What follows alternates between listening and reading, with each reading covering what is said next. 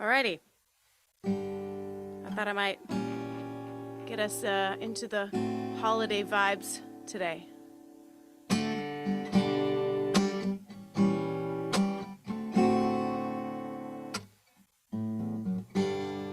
I'll be home for Christmas. You can plan on me.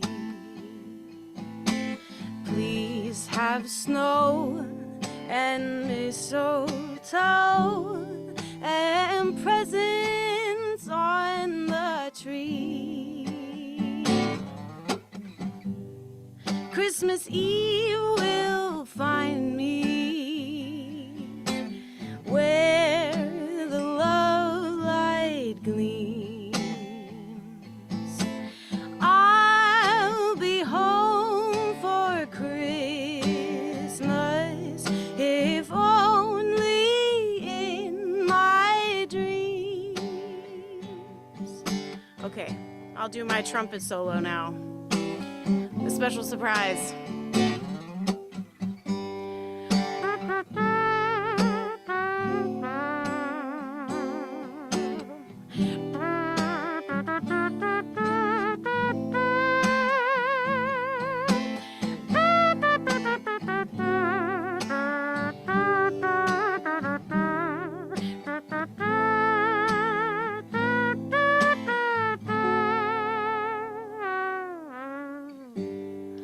I'll be home for Christmas.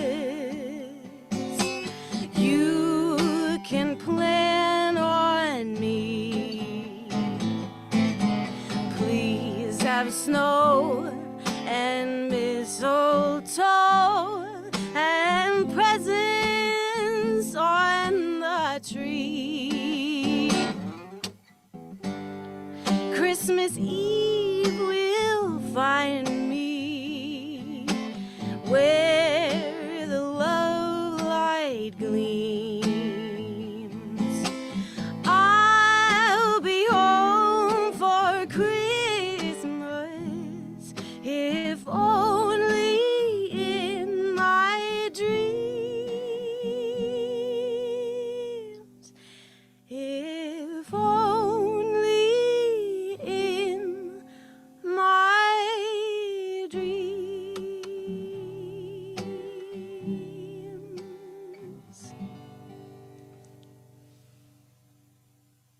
Jesse, that was so wonderful. Thank you. And yeah, I just said, how did you do that trumpet noise? Wow.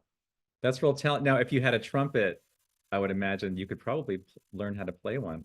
Be well. Well, I did play one in middle school, so maybe that's how I can do it. Oh, there you go. Maybe. I didn't actually think of that until just now, so you've solved the mystery. There you go. Yep. Hey, I know we didn't discuss this, but would you be willing to do like a little chorus of another song? I mean, I'm missing a song of yours that may have nothing to do with the topic today, but actually it's always, they say that letting go is one of the most profound spiritual practices that you can do anytime. And the song that you have, it's Forgive Myself, I Forgive Myself. Would you mind doing a couple of, I mean, is your guitar tuned for that? Yeah. You want me to do it right now? Yeah, just do about a Okay. minute of it or so. I would love to hear it. Okay, I'll do it all the way from the first verse into the chorus, and then I'll stop. How about that? That sounds great. Okay. So many years I've hidden, so many lies I've told, the ignorance of youth, or a woman too afraid of truth. So many things mistaken, so much guilt I hold, buried alive, a weight on my chest, stole my breath and I went cold. But how I long for the warmth of love, for the softer side of me. The times now I shall be free. I forgive myself.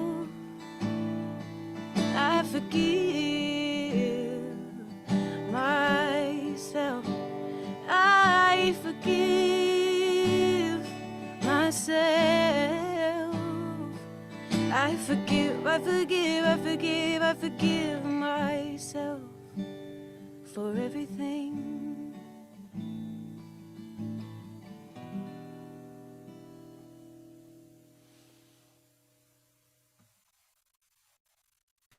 Thank you. Oh my gosh. That I loved that. So I'm going to share an image that I found a little bit earlier. It may look familiar from a few years ago. There we go. So as we prepare for meditation, you could look at this image and get cold really quickly, or you could look at this image and just get warm if you think about just centering yourself within that mountain, knowing that in that mountain is just the warmth of the earth and the life of the earth and so much strength, so much history, and so much, in a way, it symbolizes hope as it's pointing towards the sky. I think this is Mount Rainier. And just thinking of just symbolically being like the mountain.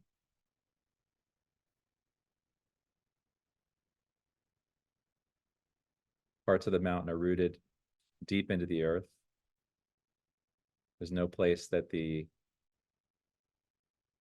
earth ends and the mountain begins. It's all one. As it stands tall, it provides life, it gives life, it is life.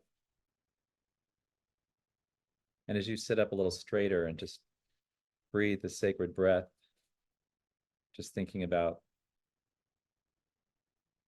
the strength and the persistence of the mountain, even though it may be coated with snow,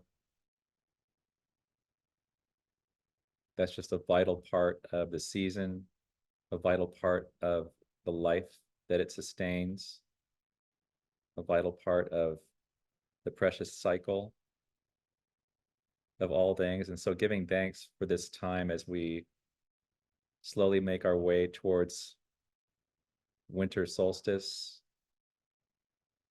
thinking about this time as this precious inward time, and just thinking about Jesse's song, I forgive myself, just knowing that that's really the final place where we need to forgive, is forgiving ourselves. Knowing that the God of our understanding has already forgiven us with nothing to forgive. So relaxing into that, we relax into this peace of today. Visualizing the lights coming down into the mountain during the day, and the lights coming down into the mountain during the night.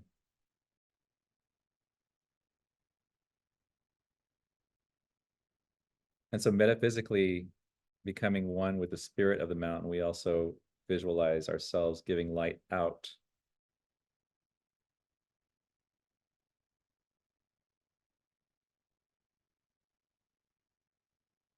Just think of the trees that may be nearby, all parts of nature feeling one with everything.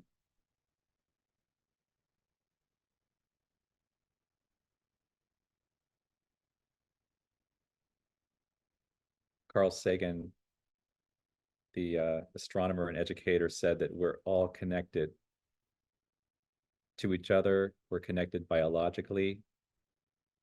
To the earth, we're connected chemically. And to the stars, we're connected through our atoms. We're connected to each other biologically. We're connected to the earth chemically. We're connected to the stars atomically.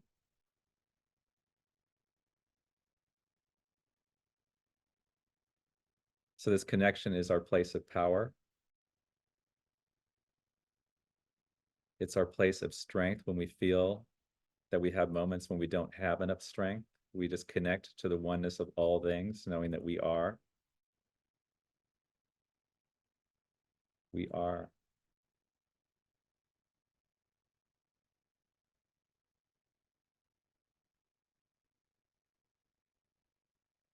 And this oneness is the basis of our compassion for all living beings.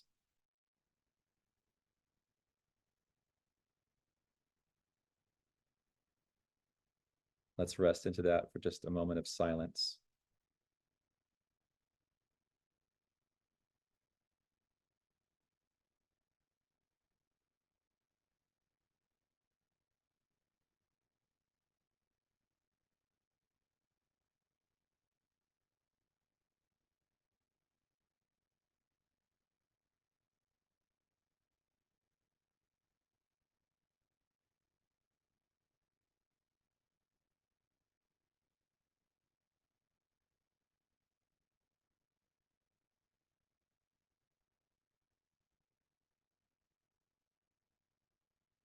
So as I breathe, I just feel the energy of the oxygen moving through my body. I'm so grateful for this miraculous process.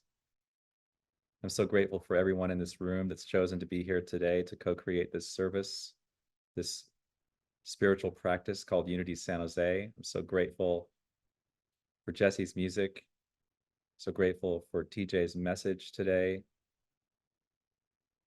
I'm so grateful for all the members of this community. And I'm grateful for this time of year that every part of our body, every cell remembers. I'm so grateful for this season. Coming back into the room, I'm just taking a deep breath and opening my eyes. I invite you to say with me, and so it is. And so it is. Welcome again to service. I'm really looking forward to your talk today. And I read a longer description of it you gave me, and it was just so wonderful, but I didn't want to spoil it in the newsletter. So I'm going to let you just take it away. Let's give a warm Zoom welcome to TJ. I mean, maybe if you have the description, I think it would be really wonderful to read if you have it available. I think that'd be an interesting way to start. I don't, but if you have, I'll welcome you too. I mean, I can actually start by reading it as well, because I was just reflecting on it. But what I want to start with, of course, is gratitude, and so grateful to be with this beautiful community. And happy holidays, everyone. As we move into the solstice, the topic I chose today was about being the light, but it's also about embracing the darkness. And I'm just going to actually start by reading the description that I sent to David, because I think this will anchor the conversation that we're here to have today. And the topic is the return of the light. What a gift that on the shortest day, when it feels like we could descend completely into darkness, the light returns with the birth of the sun. This birth is symbolic of the light within us growing brighter. For 6 months in the northern hemisphere, the days have been getting shorter as the darkness has grown. But on the winter solstice, the light returns. And in this talk today, I want to explore the importance of the darkness and the light and the mystical meaning associated with this important and transformational time. So I think a lot of times in New Thought, and perhaps in the world, there's a tendency to think, isn't it wonderful that the light is returning? And of course, on one level, that's absolutely true. But I want to talk about the importance as well of embracing the darkness. And there's so many different metaphors that we could use. I think about planting the seed in the soil that must be in that darkness, because if it only got light, it would be burned off and it actually wouldn't grow. So all of these opportunities for us come together at this time of the year to move within and ask ourselves, can I embrace all aspects of life? And am I noticing that I have a preference? And a wise person once said, cling to a hairbreadth distinction of good and bad, and we suffer. And as I reflect on that, I think, well, I mean, of course we want the light, right? Of course we love the light. And of course we celebrate on the solstice, at least in the Northern Hemisphere, that we're starting to move into longer days. So it'd be really easy to have a conversation now about how wonderful it is that the light is returning. And also, in addition to that, I want to really invite us to look at how we can embrace and look at the world through this non-dualistic lens. And if we do have and I think that statement is so powerful, cling to a hairbreadth distinction of good and bad. Because we know in New Thought, those of us who have been students of New Thought know that life is what we call it. Something happens, we create a meaning about what just happened, and because we've created the meaning about what just happened, we then experience that as our reality. And 10 different people have 10 different experiences of a single event. And based on how we perceive it, of course, we know then that plants the seed in consciousness of how we experience it. So we could say, isn't it wonderful that the light is returning? And we can also say, isn't it wonderful that we can embrace all aspects of ourselves and take the opportunity as we move into the longest night of the year here coming in a few days as an opportunity to reflect, to look within. And I love, Jesse, I love that song about forgiveness. And thank you, David, for bringing that into the conversation, because I also think as we move into the holidays, many of us have many different layers and different levels of our experience of the holidays. So we get to decide every single moment what we're going to call it. The tricky part for me, and I'm going to use the word tricky very consciously because it can be a trickster. The tricky part is, okay, we understand, those of us who have been around New Thought and Unity teachings for long enough, that we can change our thinking and change our life, right? We understand that what we call it is what creates reality. And when I say it, I mean absolutely any situation happening in our lives, in the world, on TV, in our close relationships, driving down the street. We get to decide what we call it, and then we understand based on what we call it, that's our experience of reality. The tricky part, or the trickster part, is the mind might be programmed with past experiences. And the mind might want to filter what's happening now through the past, through the lens of the past. That's why when we're looking at conscious creation or creating the life of our dreams, we want to first start with how we make peace with the past so we're not bringing it into every situation. And if you're anything like me, the holidays come with all kinds of things, including memories of the past.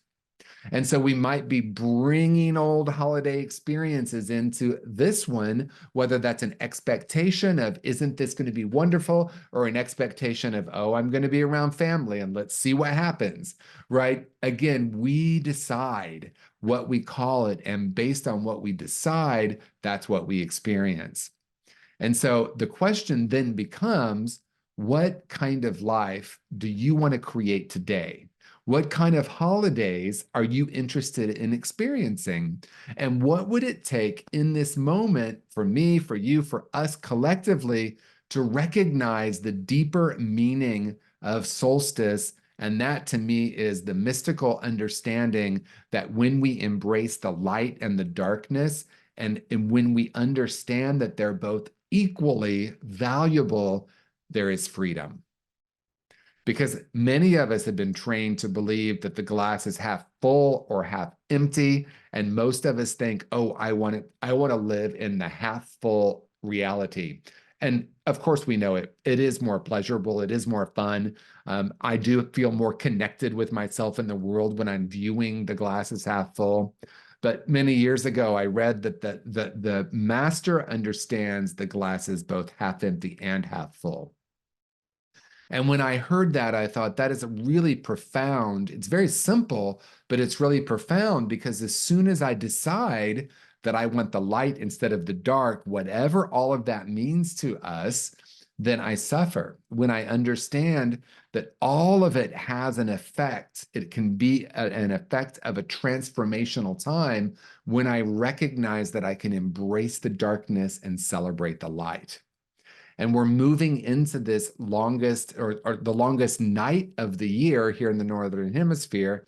So my question for each of us is, what meaning do we want to attach to it?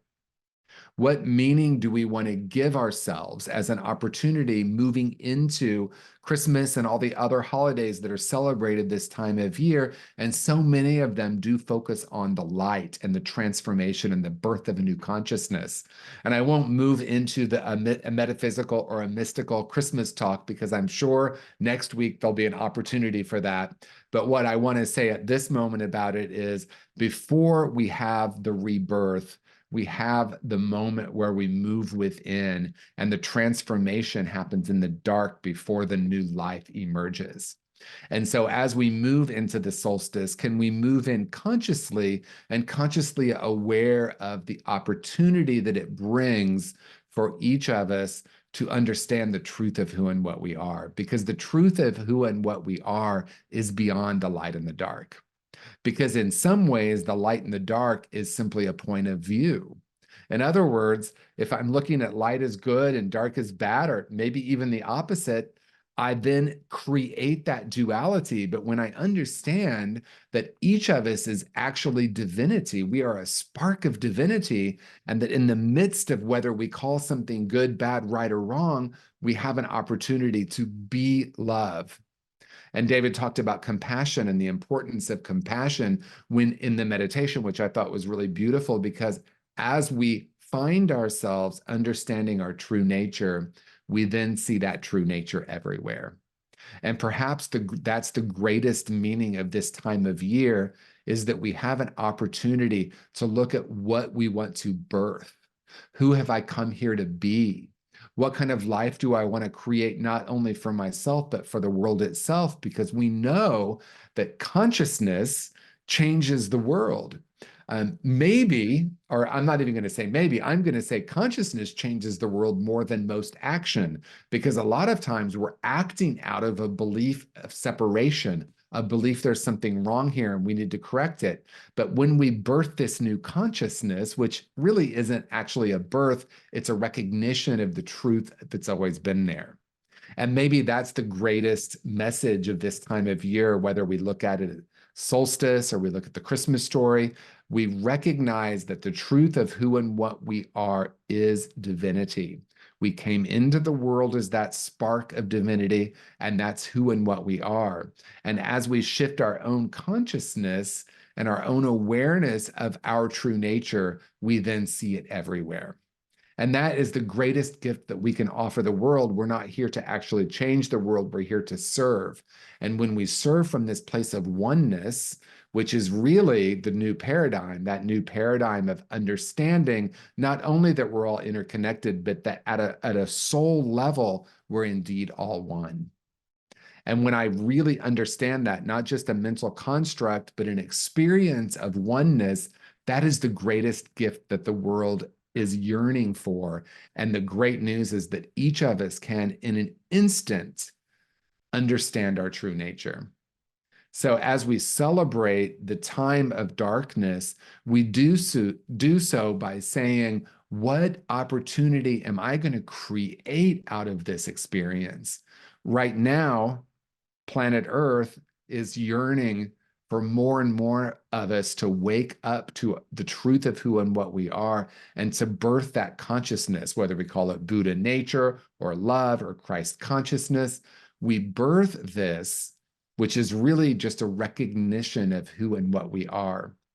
And then we look at, as Jesse sang about, then what from the past wants to be forgiven or moved beyond or made peace with, so that I can actually experience my true nature without carrying the baggage from the past.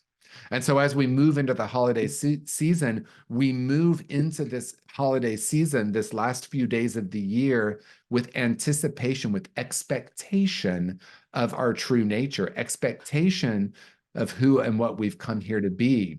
And so we're shifting from expecting the world to bring us something, and shifting into an awareness of being something, being the light, being the love, being the joy that this season that's often talked about, while also honoring the human experience. I think it's important, at least it's important for me to mention, as we move into the holidays, or we're pretty firmly in the holidays now, People are having a wide array of experiences. Perhaps someone is in new love and they have this beautiful first holiday together. Perhaps someone experienced a loss and this is their first holiday season without their long-term partner. I have a friend that's experiencing that. Perhaps we're having the experience of feeling really connected with our family. Perhaps someone's having an experience of feeling disconnected from their family. What if we were to say it's all welcome? Because sometimes the messaging around Christmas or around the holidays is, let's be joyful, let's be happy. And of course, all of us want to be joyful and happy, at least on the deepest level, but not everyone's experiencing that in the outer realm. So as we move into compassion, we do so with an understanding that who and what we are is beyond our life experiences. Who and what you are is an infinite being. And really understanding whether we use the Christmas story or the solstice story on a mystical level, it's that union, it's that blending, it's that really a one word that comes to mind for me is an acceptance of what is. What could be more futile than thinking we should have more light or the world should be more of this? That is, by its very nature, the definition of suffering. And so I'm feeling called today. Sometimes I do this when I speak. I feel called to save time for some conversation. I know that this time of year is really rich with a lot of opportunities for people. It can be really transformational. It can be really filled with joy. And for some people, it can be a difficult time, whether that's a memory of someone who has passed. So I feel called to save some time to have some discussion. So what I want to say in closing is pretty much what I always say in closing, because it's the truth for me. And that is, if no one has told you yet today, you are love. You are an infinite being. You came to planet Earth to be that. And that's what we celebrate during this time. We embrace the darkness so that we can be more of the light, so that we can bring ourselves more fully into every situation and understand that by our very nature, by our very consciousness, the planet is transformed. Peace and blessings. I'm so grateful to be here. I'm looking forward to having some time for conversation. Thank you. Actually, yeah, thank you, TJ. Did you want to have the conversation at the end after the songs and the prayers, or what do you want to Sure, do? that would be great. Whatever works for you, David. I'm flexible. Yeah, let's do it that way. Yeah, I love that. Jesse was brainstorming a different song based on the talk, so I'm going to highlight her right now. Wonderful. Yeah, I thank you, TJ. That was beautiful, and it inspired me, made me think of this song that I sing by Joni Mitchell. And I think a lot of people think this song is sad, but I actually don't think it's sad.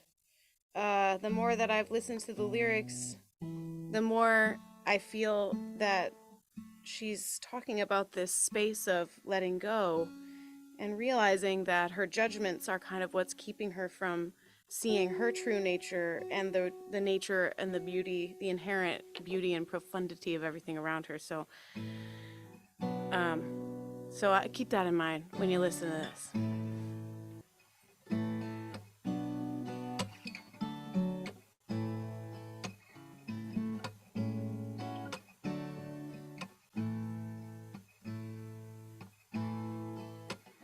Bows and flows of angel hair and ice cream castles in the air and feather canyons everywhere.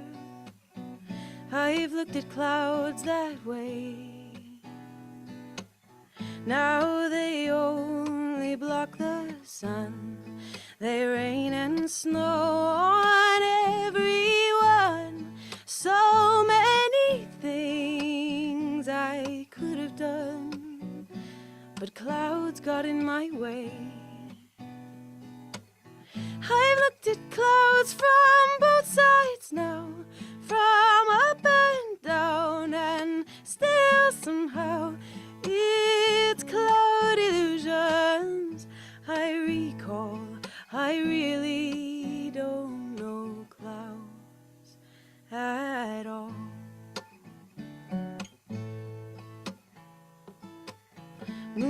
summers and Junes and Ferris wheels, the dizzy dancing way you feel as every fairy tale comes real.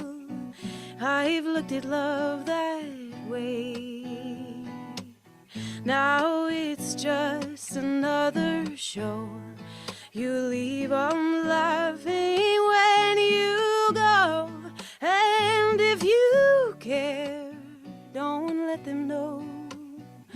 Don't give yourself away.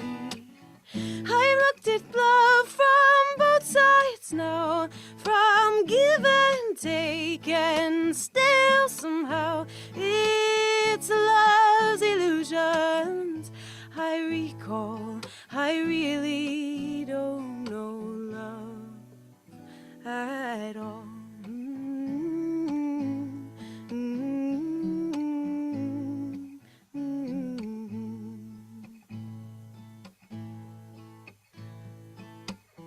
Tears and fears and feeling proud to say I love you right out loud. Dreams and schemes and circus crowds, I've looked at life that way. Now old friends are acting strange. They shake their heads, they say I've changed. Well, something's lost, but something's gained in living every day. I've looked at life from both sides now, from win and lose, and still somehow it's life's illusions I recall. I really don't know life at all.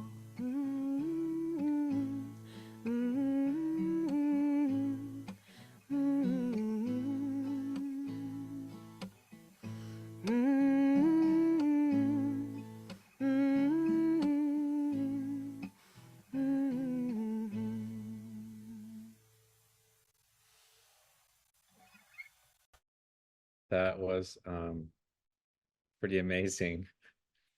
Wow. I didn't think you were going to hit those high notes, but I'm thinking, wow, your range is really pretty amazing. Thank you, Jesse. Thank you. So I'm going to replace the spotlight here while we just go into prayer for a moment. I just think about, I want to have us think about that mountain one more time and reflect upon the things that Jesse sang about and TJ talked about.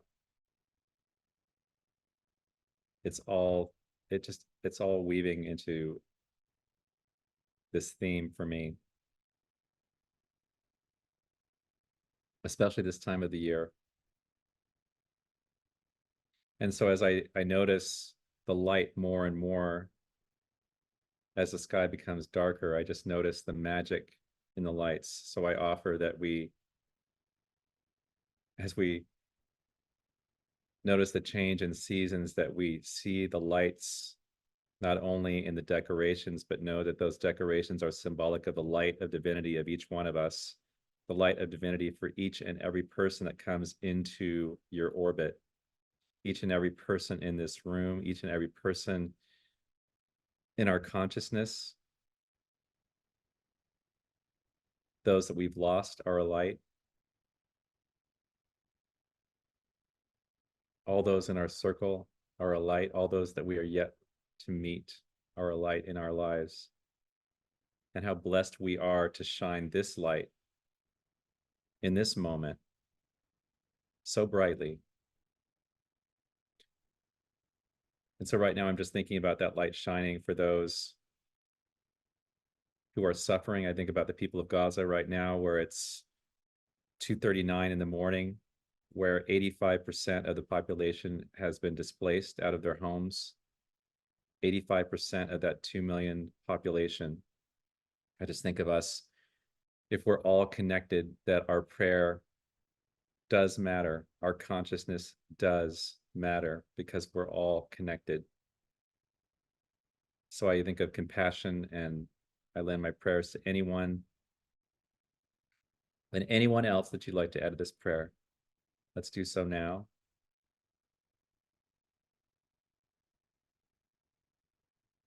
I'm grateful. I'm grateful for this prayer, and so it is.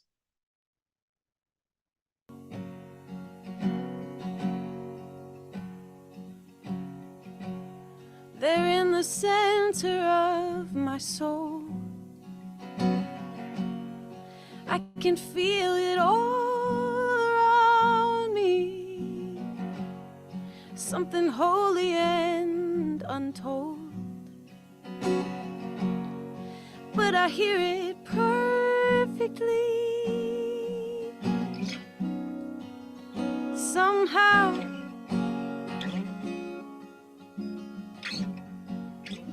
in the deepness of now, I can see I was made in the image. I was made in the image of love. I was made in the image. I was made in the image of love. Here and now, I can see I was made beautifully. I was made in the image. I was made in the image of love. Beyond books and words and songs, at the gate of all my longing, leaving certainty behind. I take one step and you come running. It's clear.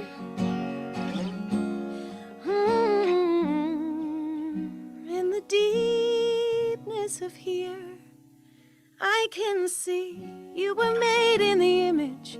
You were made in the image of love. You were made in the image. You were made in the image of love. Here and now, I can see you were made perfectly. You were made in the image. You were made in the image of love. Love, love, flow like water. Love, love, move in me. Love, love, flow like water. Love, love, move in me. Oh, love, love, flow like water. Love, love, move in me. Oh, love, love, flow like water. Love, love, move in me. We were made in the image. We were made in the image of love. We were made in the image. We were made in the image of love. Here and now, I can see we were made beautifully. We were made in the image. We were made in the image of love.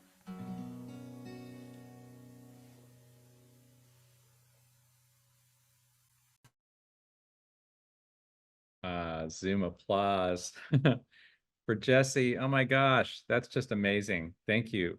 Thank you. Thank you. Thank you for having me. I'm glad to be back with you guys. You're amazing. So I am going to place myself in gallery view so I can see everybody.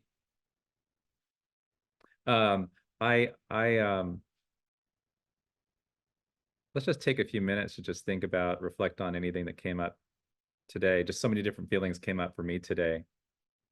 And one of those feelings was it's getting so close to the end of the year and the beginning of the year. We're getting ready to turn over a calendar again. And here we are. And I feel like, well, here it is on the 17th of December, my sister's birthday. And I so want to honor and be in reverence of. I can feel changes happening in me, and I'm sure perhaps you do as well. I'm just uh, some people, Charles Fillmore called it chemicalization, when the spiritual change was so strong that it evoked a physical change. That's one way of interpreting what he's saying, and I think that Jesse and TJ kind of hit upon those things. And I know that we keep on repeating these themes of light and of divinity. It's because our silly, dumb brains keep on waking up every morning and habitually going into, like, BJ's reading. It's like challenging people and just push us right back into animals, right? Push us right back into lizard consciousness, right? And we're not here to be in lizard consciousness. We're here to be in divine God and goddess consciousness that we are, and remembering to remember. So back to that statement that I talked about last week, today's talk reminds me of: we are it, we forget we are it, we spend all of our lives remembering and remembering and remembering that we are it. And in those moments that we do that, then, as Ram Dass would say, our job is to serve. Right? What's this? Love, serve, remember. I don't know what's his theme, but that's kind of in there today for me too. So that's what's going on for me. I invite anyone else to say what's going on for them. Anyone else have any thoughts about what TJ said, or what Jesse's saying about, or anything that's on your mind right now? I have thoughts about what TJ said. I just, I feel grateful for winter and the kind of general consensus of everyone's sort of holing up in their homes. So there's not all these things that I feel like I'm getting FOMO about, There's not so much like fear of missing out on everything, because there's more of a general consensus of let's go within, let's be, calm. It's not like this, it's not as much of this bubbly energy, which I love, of course, but I think especially because of the nature of my job, like the songs that I write, I typically a lot of the time have to prioritize writing songs that are more uplifting.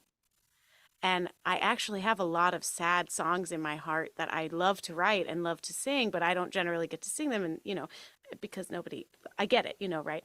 But during this time, I just feel like I have permission to be sad and to feel like all of that depth, and it balances me out and just nourishes my soul in a way that, that I don't get to have, in other times of the year. So that's what it makes me think of. It just makes me feel grateful for sadness, and there's a little bit of grief happening in my world right now, and I'm just happy that it's so dark all the time, because it means I can lay in my bed and it doesn't feel like I'm missing out. And yeah.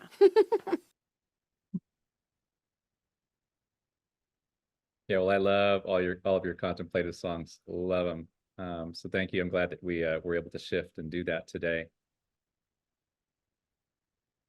Let's just close with a quick prayer. I'm just so grateful. I'm grateful for this community. I'm grateful for listening. I'm grateful for all the insights. Just all of the insights that just come to me like little ornaments this time of the year. So my prayer is, as this community moves through this precious time of winter solstice, of Christmas, this precious time of awakening, that we all just open our eyes to the blessings. We open our eyes to the grace. We open our eyes to the miracles, not expecting, not looking for miracles to happen, but just looking and seeing the miracles that are already happening, witnessing the miracles that are already happening right now, today, and in the next moment, and then in the next moment. I'm wishing blessings to everyone. Mm. And so it is. And so it is. Mm. Thank you, everyone.